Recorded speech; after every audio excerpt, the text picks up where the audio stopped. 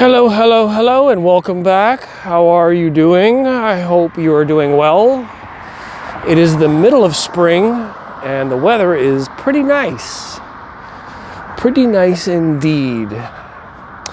I just figured I would do a video today. The wind is super calm. I've still got my microphone on just for the sound's sake. So traffic will be a little bit muted. Yeah, it was super hot for like 4 or 5 days. We had 30-degree temperatures here in Toronto. And then, mercifully, it cooled down. We had a little bit of a storm blow through, southwest and northeast kind of direction the other day. It was really windy yesterday, a little bit today. Now it's chilly and calm. Like the air has just restabilized, but we got cold air kind of now, so it's nice. I didn't like the 30 degrees at all. I know a lot of people are like, oh my God, it's so great. It was so long and we waited forever and winter felt like forever. And to be honest, I like the sweater weather. I like this weather between 12 and 20 is okay. Even between 15 and 25, I would venture to say I appreciate. This is Celsius. Talking about Fahrenheit temperatures, you're talking 65 to 75, I think. In that range, I think I'm comfortable. Anything higher than 75, like when you get into the 80s, 85s, 90, of course, like, bleh. No thanks. I need my tempered climates, sweater weather, layers. If I can't wear layers outside, no way. It's for the fashion. You get it? For the fashion. I don't know how I just became Italian all of a sudden, but anyhow, so it is May the 18th of 2022, and I want to do some math for you and poetry, I guess. So 2022 has always been, for me anyways, adding the first part of the year, or having the last digit of the year and the first digit of the year has always lined up for me for my age. Let me explain. When you're born in 1980, the 0 represents when you were born. In 81, you turn 1 year old. So the last digit is your age. In 1990, it became the first digit and the last digit. So in 1990, I was 10. So 1, and then the 9, and then 0. So 10. So 91, I was 11, right? Are we catching on? So in 2000, I would have turned 20. Do you guys see where I'm going with this? In 2001, you add the 20 at the first part, the 2 and the 0 with the last, and then you get 21. So I could always kind of keep up with my age by adding the first and last digits. 2011, it was 31, because it was 20 plus 11. You see where I'm going with this? So it is 2022 now, and I get to add those big ass numbers together, and that makes me 42 years old. All that for that little bit of a crack of a joke. Listen to that premise. Yeah, that's right. And to be honest, May 18th, right now, as of, well, it'll a little bit earlier in the morning. It's a little bit early to celebrate, but it is my birthday. That's right. That's right. May 18th, 1980 is my birthday. I shouldn't be giving that out in public, because now you can go look it up online and use that bit of information to try and hack my shit. But you know what? It's not worth hacking my shit, because I don't have anything. If you want my debt, you can hack and get my debt. I don't have any ID. I've never registered for anything, so I don't have any ID. I don't have any markers of any kind. I don't have assets. The only thing you're gonna get is disappointment and debt. Go for it. Take it. Please take my debt away. That would be your birthday gift to me, if you get in there and hack the system take my debt away. And it's only one debt. A debt that should have paid for itself by now, but somehow the fucking system is so convoluted and broken that it hasn't. I'm working on it. I am working on paying it off and figuring out how to pay for it. I have an idea, but it's going to require a lot of help, and I don't know that my methods or personality are going to warrant the kind of support that it would need financially. I would like to provide, I mean, I would have to do it locally, but I would be more than willing to do it one-on-one via video, which makes it a little bit harder. But I would like to open up a service, still sticking with audio, and I'm going to move into something in a little bit that's really personal. But I enjoy audio so much, and I've always enjoyed it, even from when I bought my first pair of speakers on my 16th birthday. So my sweet 16 was sweet music. Bought my first pair of speakers from Audio One in Canada. So Audio One is a audio shop that is north in Toronto, and at the time Audio One was kind of a new shop to me. I knew of Babe Blore Radio and Cromer Radio, some people might remember, but they shut down a while back. But there wasn't like 2001, and there wasn't like, they had Radio Shack back in the day. I used to build speakers from Radio Shack, believe it or not. I built a speaker cabinet out of Lego once. Lego speakers, hello, brightness. So I would still like to do something in the audio spectrum, but because financials and networking and permissions, and you know what I mean, like you're either, at this point I can name off probably 20 guys that are doing reviews and demos, and like they've already covered this stuff. Audio on Instagram, at least, the Instagram accounts, some of the guys that I've met on there's a lot of different publications that have stuff on there. But a lot of the like personal accounts, I'm not going to say this to insult anybody because it's not my intention, but they are all piggybacking off of each other for the same posts. Sometimes with credit, and a lot of the times without credit. No details on the shop, no details, like just the company name, maybe. Mostly just self-promotion. All these accounts want is more subscribers for themselves. And I gotta wonder, what are they doing for the community other than providing an exact replica digitally of a photo that was shared by 50 other people? I mean, audio is a niche market, and I follow a lot of groups. And today I shared a couple of images of the new Borison Acoustics M1 speaker, which I believe is part of a new series, the Series X. So there's a Series S, a Series, I don't remember. I feel bad. I feel bad not knowing this stuff. Sorry, guys. Michael, Lars.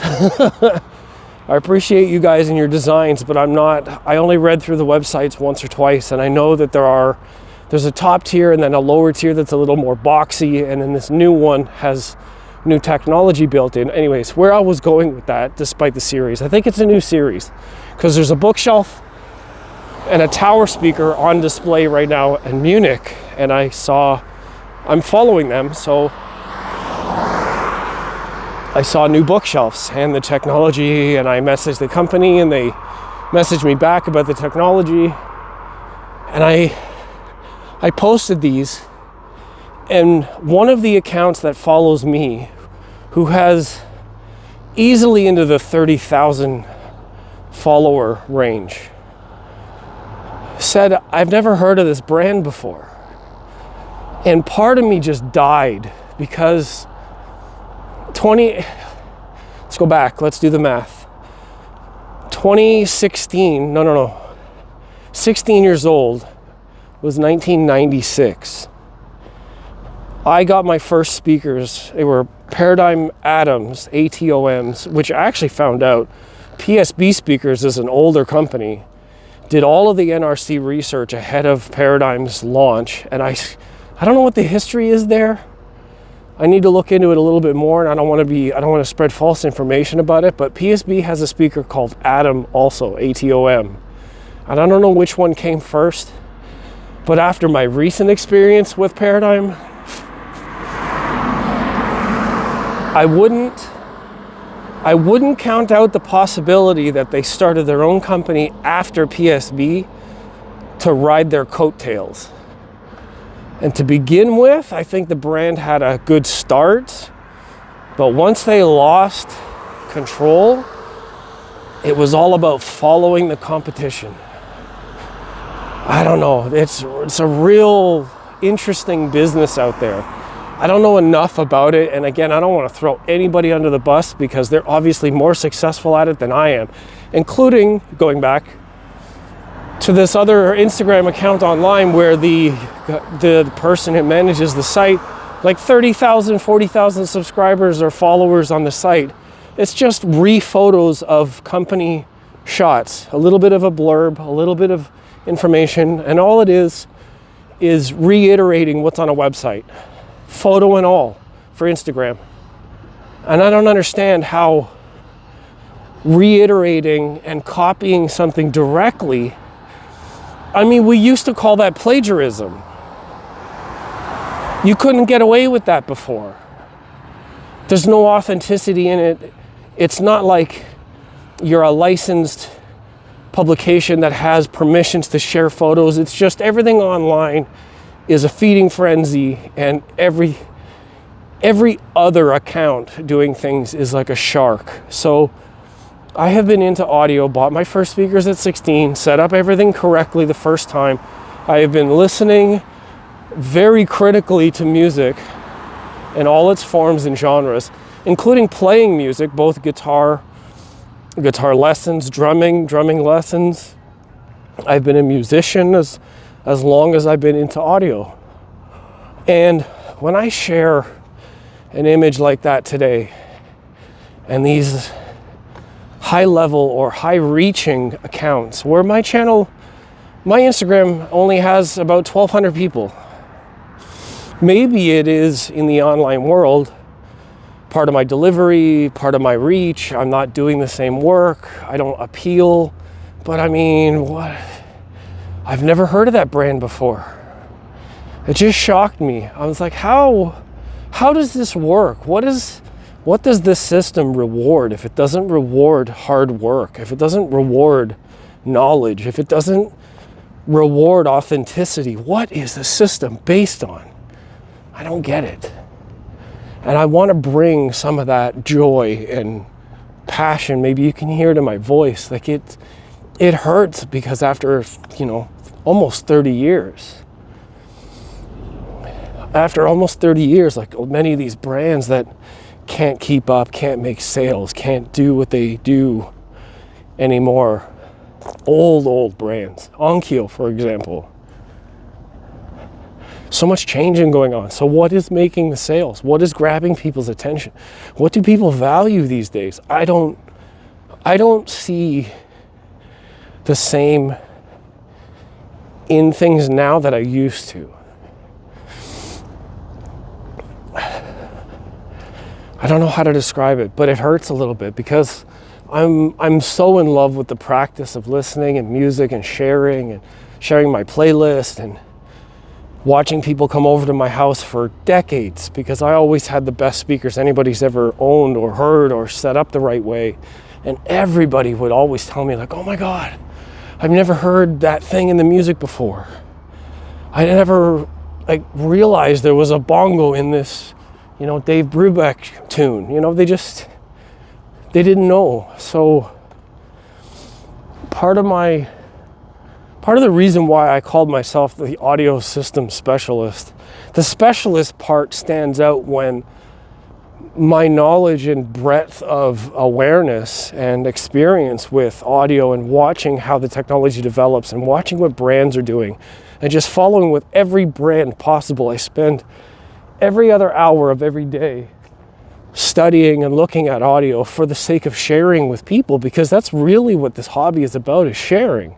If you look at any other hobby, or sports teams or crafts, or it doesn't matter what you're into. You could be into astronomy, you could be into knitting, there's groups, Tupperware parties. Like, it's about bringing people together is what it's really about. But because audio is so unique, audio itself requires more than a photo or a description to make the link between what you're experiencing or what you're reading. You need to actually be in the same space as someone to experience it exactly. And this is why discussions around audio seem to be very they devalue the hobby, to be honest. Issues and talking about stuff like that, they take away from your joy in the hobby. Personally, I think. Because when you can sit together, even in a different space, over the same equipment, and talk about what it is you enjoy, the music itself, how the music was made, where it was recorded, who produced it. When you enjoy gear as much as the music, and you can put an understanding into how subjective and how personal, how very, very personal music is. Think about how individualized each artist is. No album, well, not too many albums sound exactly the same. Even from each artist to one album to another, it sounds different. So I think that my only avenue moving forward with audio is to connect with people about it, one-on-one or in groups, and share the kind of depth that is present in audio. There's a depth and a story and a technique that a lot of people have been on this craze of buying stuff lately and caught up with social media and photos and sharing and the 101 Dalmatians of unboxing. I think it's taken the place, there's a bloat and a very big bloating of superficial content. Now, there are a few personalities in the field. Randy, Cheap Audio Man, congratulations on 100K. That's amazing. Techno Dad is another dude that I really appreciate. That whole crew, Aaron, Joe, Mike. A lot of the guys that I follow, I'm following them because of their personalities, what they can add to the table, what they're bringing to the table as a person. The gear is really, really self-explanatory. No offense. I mean, Aaron out of the group is one of the only other guys that I watch for detailed analysis because he has equipment. Never mind 100K subscribers. Aaron's put 100K into a machine, $100,000 into a machine to bring information to people. And the idea of having that information isn't to cause debate. It truly isn't. It's not about the debate. It's not about what's better, what's worse. It's just about understanding. Understanding what's going on is the real value in what's being presented. And I know that it's not easy. I mean, especially when most of the stuff that's out there is either superficial or isn't really explained all that well. I mean, you can read a website and be like, well, what's THD? Even if somebody said THD means total harmonic distortion. What is harmonic distortion? What does that even mean? how do these details equate? How do you evaluate one number from another? People are real easy on watts. You see 100 watts and you see 105, and then automatically, superficially, you're like, oh, 105 is better. Why is it better? At what point does it not matter? Do you know how much power 105 watts is? That's a lot for speakers.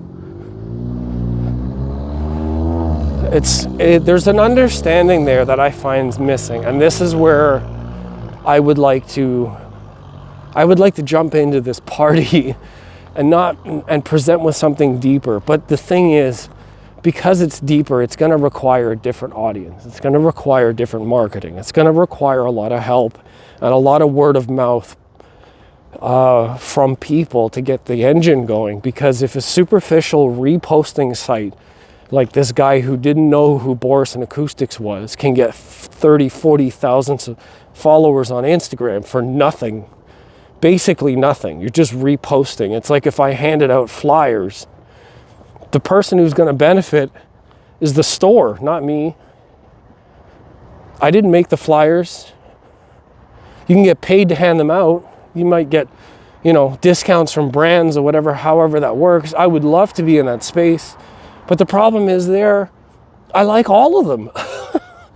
I'm not in one camp. I can't just, I don't know. It's a complex internal discussion for myself right now. And coming of age, because it's my birthday and remembering that I was 16 when I got my first speakers, I want to move this to the next step. I'm building 2 listening rooms right now.